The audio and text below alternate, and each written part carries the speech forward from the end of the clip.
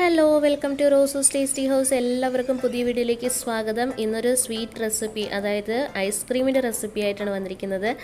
മാമ്പഴക്കാലമൊക്കെ കഴിയാറായി, നാട്ടിലൊക്കെ കഴിഞ്ഞു എന്ന് തോന്നുന്നു. ഇവിടെ ഇപ്പോഴും മാമ്പഴം കിട്ടുന്നുണ്ട്. അപ്പോൾ അതുകൊണ്ട് മാമ്പഴം വെച്ചിട്ടുള്ള ഒരു ഐസ്ക്രീമാണ് ഞാൻ ഉണ്ടാക്കിയിരിക്കുന്നത്. തികച്ചും ഒട്ടും തന്നെ ഒരു ഫ്ലേവറുകളൊന്നും ചേർക്കാതെ തനി മാമ്പഴത്തിൻ്റെ ആ ഒരു ടേസ്റ്റ് മാത്രമാണ് ഇതിലുള്ളത്. ഭയങ്കര രുചിയാണ്. വളരെ കുറച്ച് ഇൻഗ്രീഡിയൻസ് വെച്ചിട്ട്, ഞാൻ മൊത്തത്തിൽ ഒരു 3 ഇൻഗ്രീഡിയൻസ് മാത്രമേ ഇതിനകത്ത് ഉപയോഗിച്ചിട്ടുള്ളൂ. അത് വെച്ചിട്ട് നമുക്ക് വളരെ സിമ്പിളായിട്ടും ഈസി ആയിട്ട് നമുക്ക് ഉണ്ടാക്കിയെടുക്കാം. നമ്മുടെ മക്കൾക്കൊക്കെ പുറത്തുനിന്നൊന്നും ഐസ്ക്രീം ഒന്നും വാങ്ങിച്ചു കൊടുക്കേണ്ട ഒരു ആവശ്യമില്ല. ഇതേപോലെയൊക്കെ നമുക്ക് ഫ്രൂട്ട്സൊക്കെ നമ്മുടെ കയ്യിലുണ്ടെങ്കിൽ ഇതേപോലെ ഏത് ഫ്രൂട്ട് ഉപയോഗിച്ചിട്ട് നമുക്ക് ചെയ്തെടുക്കാവുന്നതാണ്. ഭയങ്കര ടേസ്റ്റാണ്, നല്ല ക്രീമി സ്ട്രക്ചറാണ്. അപ്പോൾ എല്ലാവരും തയ്യാറാക്കി നോക്കുമെന്ന് വിശ്വസിക്കുന്നു. അപ്പോൾ അതെങ്ങനെയാണ് ചെയ്യുന്നതെന്ന് നമുക്ക് നോക്കിയിട്ട് വരാം.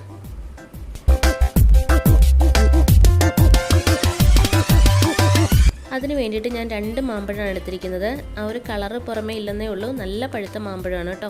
അപ്പോൾ അത് രണ്ടും നമുക്കൊന്ന് തൊലിയൊക്കെ കളഞ്ഞിട്ട് ചെറുതായിട്ടൊന്ന് കട്ട് ചെയ്ത് എടുത്തിട്ട് വരാം. ഇതേപോലെ ഞാൻ കട്ട് ചെയ്ത് എടുത്തുകൊണ്ട് വന്നിട്ടുണ്ട്. ഇത് ഞാനൊരു ബ്ലെൻഡറിലിട്ടിട്ട് ഒന്ന് അരച്ചെടുക്കുകയാണ്. നന്നായിട്ടൊന്ന് അരഞ്ഞെടുക്കണം. ഒട്ടും തന്നെ കഷ്ണങ്ങളൊന്നും ഇല്ലാണ്ട് നന്നായിട്ട് നമുക്ക് അരച്ചെടുത്ത് മാറ്റി വയ്ക്കാം. വളരെ എളുപ്പത്തിൽ പെട്ടെന്ന് ഉണ്ടാക്കാൻ പറ്റുന്ന കേട്ടോ. ഒന്ന് ഫ്രീസ് ചെയ്യണ ഒരു താമസം മാത്രമേ ഉള്ളൂ. ഇനി നമുക്കൊരു ബൗൾ എടുത്തിട്ട് ഇതിലേക്ക് ഞാൻ വിപ്പിംഗ് ക്രീമാണ് ചേർത്ത് കൊടുക്കുന്നത്. വിപ്പിംഗ് ക്രീം വന്നിട്ട് ഞാൻ 1 കപ്പ് വിപ്പിംഗ് ക്രീം ഉപയോഗിക്കുന്നുണ്ട്. അപ്പോൾ നിങ്ങൾക്ക് ബീറ്ററും വിപ്പിംഗ് ക്രീമൊക്കെ ഉള്ള ആൾക്കാർക്ക്, അതായത് ബീറ്ററൊക്കെ വീട്ടിലുള്ള ആൾക്കാർക്ക് വേണ്ടിയിട്ട് വളരെ എളുപ്പത്തിൽ തയ്യാറാക്കാൻ പറ്റുന്ന രീതിയിലാണ് ഞാനിതിൽ ചെയ്തിരിക്കുന്നത്. ഇനിയിപ്പോൾ വിപ്പിംഗ് ക്രീം ഇല്ലാതെയും ഒക്കെ നമുക്ക് ഐസ്ക്രീം നല്ല ഈസി ആയിട്ട് ഉണ്ടാക്കിയെടുക്കാൻ പറ്റും. അതിൻ്റെ വീഡിയോ ഒരു ദിവസം ഞാൻ പുറകെ ഇടാം കേട്ടോ. ഇതിപ്പോൾ വിപ്പിംഗ് ക്രീം ചെയ്തിട്ടുള്ളതാണ് ഞാൻ ചെയ്തിരിക്കുന്നത്. എന്നിട്ട് ലോ ടു മീഡിയം സ്പീഡ് ഇട്ടിട്ട് നന്നായിട്ടൊന്ന് ബീറ്റ് ചെയ്തെടുക്കണം. നന്നായിട്ട് നല്ല സ്റ്റിഫാകുന്നവരെ ഒന്ന് ബീറ്റ് ചെയ്യണം കേട്ടോ. ഏകദേശം കുറച്ചൊന്ന് ബീറ്റായി കഴിയുമ്പോഴത്തേക്ക് നമുക്കിതിലേക്ക് പഞ്ചസാര ചേർത്ത് കൊടുക്കാം. ഞാനൊരു 3 ടേബിൾ സ്പൂൺ പഞ്ചസാരയാണ് ഉപയോഗിച്ചിരിക്കുന്നത്. കാരണം ഓൾറെഡി നമ്മുടെ വിപ്പിംഗ് ക്രീമിന് അത്യാവശ്യം മധുരമുണ്ട്. പിന്നെ കുറച്ചുകൂടെ ഒരു മധുരത്തിന് വേണ്ടിയിട്ടാണ് ഞാൻ 3 ടേബിൾ സ്പൂൺ ചേർത്ത് കൊടുക്കുന്നുള്ളൂ. പിന്നെ മാമ്പഴവും അത്യാവശ്യം നല്ല മധുരമുള്ളതാണ്. നിങ്ങളുടെ മാമ്പഴത്തിൻ്റെയൊക്കെ മധുരവും വിപ്പിംഗ് ക്രീമിൻ്റെ മധുരമൊക്കെ അനുസരിച്ചിട്ട് നമുക്ക് എത്രത്തോളം മധുരം വേണോ അത്രത്തോളം ആവശ്യമായിട്ടുള്ള മധുരം ചേർത്ത് കൊടുക്കുക. എപ്പോഴും മധുരം കുറച്ച് മുന്നിട്ട് നിൽക്കണം, എങ്കിൽ മാത്രമേ നമ്മൾ ഫ്രീസ് ചെയ്തൊക്കെ കഴിയുമ്പോഴത്തേക്ക് നല്ലൊരു കറക്റ്റ് മധുരം ആകുള്ളൂ. അപ്പോൾ അതുകൊണ്ട് എപ്പോഴും കുറച്ച് മധുരം മുന്നിട്ട് വേണം നിൽക്കാനായിട്ട്. ഇപ്പോൾ കണ്ടില്ലേ, നല്ല കറക്റ്റ് കൺസിസ്റ്റൻസി ആയിട്ടുണ്ട്. അത് നമ്മുടെ ബൗളെടുത്തിട്ട് ഒന്ന് തിരിച്ചു കഴിഞ്ഞാലും ഒട്ടും തന്നെ ക്രീം താഴേക്ക് വീഴരുത്. അതായിരിക്കണം നമ്മുടെ കൺസിസ്റ്റൻസി. ഇതിപ്പം റെഡി ആയിട്ടുണ്ട്. ഇനി ഇതിനകത്തേക്ക് നമ്മൾ അരച്ചു വെച്ചിരിക്കുന്ന മാമ്പഴം, അതാണ് നമ്മൾ ഇതിനകത്തേക്ക് ചേർത്ത് കൊടുക്കേണ്ടത്.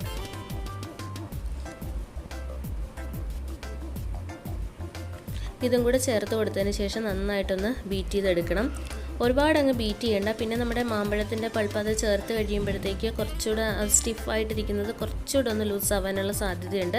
അത് സാരില്ല, നമ്മൾ കുറച്ച് ലൂസാവും, കുഴപ്പമില്ല. പക്ഷെ നമ്മൾ ഫ്രീസ് ചെയ്ത് കഴിയുമ്പോഴത്തേക്ക് കറക്റ്റ് ഐസ്ക്രീമിൻ്റെ ആ ഒരു സ്ട്രക്ചർ തന്നെ നമുക്ക് കിട്ടും. ഇതൊരു 2-3 മിനിറ്റ് ഒന്ന് ബീറ്റ് ചെയ്തെടുത്താൽ മതിയാവും. എല്ലാം കൂടെ ഒന്ന് മിക്സ് ആവാൻ വേണ്ടിയിട്ടാണ്. എന്നിട്ടൊന്ന് നമുക്ക് മിക്സ് ചെയ്ത് കൊടുക്കാം. ഒരു സ്പാച്ചിൽ ഉപയോഗിച്ചിട്ട് ഞാൻ നന്നായിട്ടൊന്ന് മിക്സ് ചെയ്ത് കൊടുക്കുന്നുണ്ട്. ഒരുപാടിട്ട് കുത്തി മറിക്കേണ്ട, ഇതേപോലെ ഒന്ന് ഫോൾഡ് ചെയ്ത് കൊടുത്താൽ മതിയാവും. നമ്മളിട്ട് കുത്തി മറിച്ച് ഇളക്കി കഴിയുമ്പോഴത്തേക്ക് ആ ഒരു സ്റ്റിഫ്നെസ് ഒക്കെ പോയിട്ട് ഭയങ്കര ഒരു വെള്ളം പോലെ ആയിപ്പോവും. അതുകൊണ്ടാണ് ജസ്റ്റ് ഒന്ന് ഇങ്ങനെ ഫോൾഡ് ചെയ്ത് കൊടുക്കുക. എന്നിട്ട് ഒന്നുകൂടെ ഒന്ന് 1 മിനിറ്റ് ഇല്ല, ഞാനൊരു 30 സെക്കൻഡോളം ബീറ്റ് ചെയ്തിട്ടുള്ളൂ. 30 സെക്കൻഡ് കഴിയുമ്പോഴത്തേക്ക് നിർത്തി. അപ്പം റെഡി ആയിട്ടുണ്ട്. ഇനി നമുക്കൊരു കണ്ടെയ്നറിലേക്ക് മാറ്റി കൊടുക്കണം, ഫ്രീസ് ചെയ്യാൻ വേണ്ടിയിട്ട്.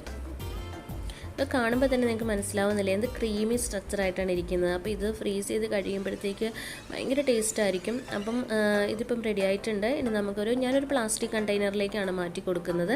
നിങ്ങൾക്ക് എന്താണോ അടച്ചുറപ്പുള്ള എന്ത് പാത്രമാണെങ്കിലും അതിലേക്ക് നിങ്ങൾക്ക് മാറ്റി കൊടുക്കാവുന്നതാണ്.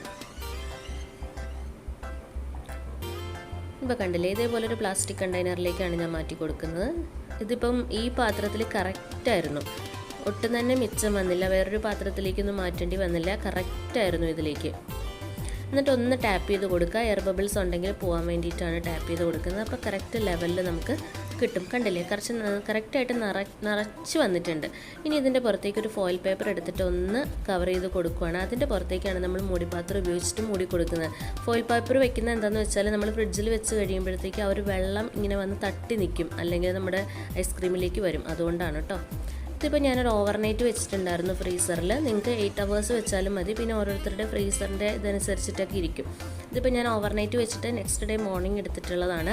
ഇതിപ്പോൾ കണ്ടില്ലേ, ഇതേപോലൊരു കുഴിവുള്ളൊരു തവി ഉപയോഗിച്ചിട്ടാണ് ഞാൻ സ്കൂപ്പ് ചെയ്തെടുക്കുന്നത്. സ്കൂപ്പറിൻ്റെ ഒന്നും ഒരു ആവശ്യമില്ല. ഇതേപോലൊരു തവി, അതായത് നമ്മൾ ദോശയും ഇഡ്ഡലിയൊക്കെ ഒഴിക്കാനായിട്ട് ഇതേപോലൊരു കുഴിവുള്ള തവിയല്ലേ എടുക്കുന്നത്, ആ ഒരു തവി വെച്ച് തന്നെ എടുത്താൽ മതി. കണ്ടില്ലേ എന്ത് ഭംഗിയായിട്ടാണ് സ്കൂപ്പായി വന്നിരിക്കുന്നത്. നമുക്ക് സ്കൂപ്പറൊന്നും ഇല്ലെങ്കിലും ഒരു ടെൻഷനും വേണ്ട. ഇതേപോലൊരു തവി ഇല്ലാത്ത ഒരു വീട് പോലും ഉണ്ടാവത്തില്ല. അപ്പോൾ ഇതേപോലെ ചെയ്തെടുത്താൽ മതിയാവും. ഇതിപ്പോൾ ഞാൻ 3 തവി ഞാൻ സ്കൂപ്പ് ചെയ്തെടുത്തിട്ടുണ്ട്. കുറച്ച് പിസ്ത നട്ട്സ് ഞാൻ ഇട്ട് കൊടുക്കുന്നുണ്ട്. കണ്ടില്ലേ എന്താ ഒരു കളറല്ലേ, കാണുമ്പോൾ തന്നെ എന്താ ഒരു ഭംഗി കാണാനായിട്ട്. ശരിക്കും നമ്മൾ കടയിൽ നിന്ന് കിട്ടുന്നതൊക്കെ ഈ ഫ്ലേവേർഡ് ആയിട്ടുള്ളതാണ് കിട്ടുന്നത്. ഇതിപ്പം ഒറിജിനൽ മാമ്പഴത്തിൻ്റെ രുചിയാണ്. അപ്പോൾ എല്ലാവരും തയ്യാറാക്കി നോക്കുമെന്ന് വിശ്വസിക്കുന്നു. ആദ്യമായിട്ട് ചാനൽ കാണുന്ന എല്ലാ ഫ്രണ്ട്സും ഒന്ന് ചാനൽ സപ്പോർട്ട് ചെയ്യണേ, സബ്സ്ക്രൈബ് ചെയ്യണേ. അടുത്ത വീഡിയോ ആയിട്ട് ഞാൻ എത്രയും പെട്ടെന്ന് വരുന്നതാണ്. അപ്പോൾ താങ്ക്